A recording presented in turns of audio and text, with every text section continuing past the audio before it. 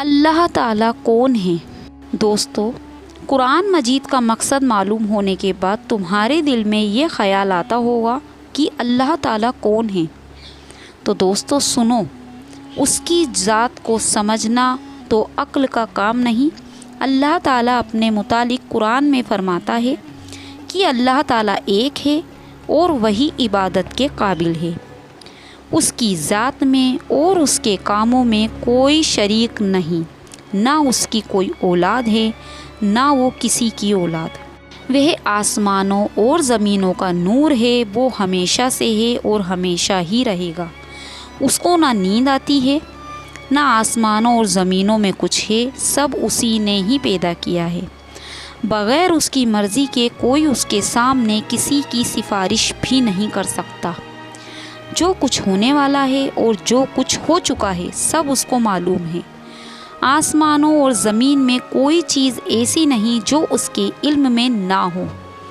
وہ اس کا انتظام کرنے سے تھکتا نہیں۔ آسمانوں اور زمین میں جو چیزیں ہیں وہ اس کی تعریف اور پاکی بیان کرتی ہوئی وہی پیدا کرتا ہے، وہی موت دیتا ہے اور وہی موت کے بعد قیامت کے دن پھر زندہ کرے گا۔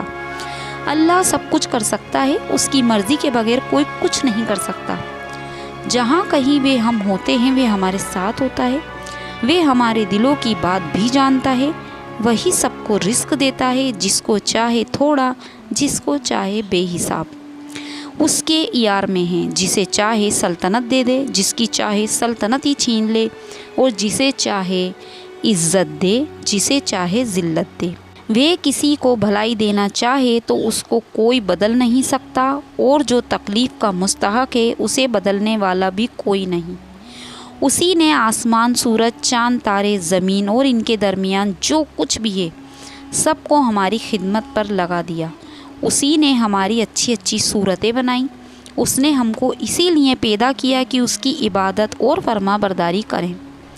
اس نے حضرت محمد صلی اللہ علیہ وسلم کو اپنا آخری نبی بنا کر بھیجا۔ حضرت محمد صلی اللہ علیہ وسلم پر اپنا آخری کلام قرآن مجید نازل فرمایا۔ میں اس کی حفاظت کروں گا۔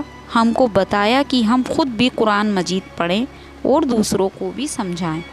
تو دوستو، اللہ کے سوا کوئی معبود نہیں، اور انشاءاللہ تعالی ہم اللہ سے بہت محبت کرتے ہیں۔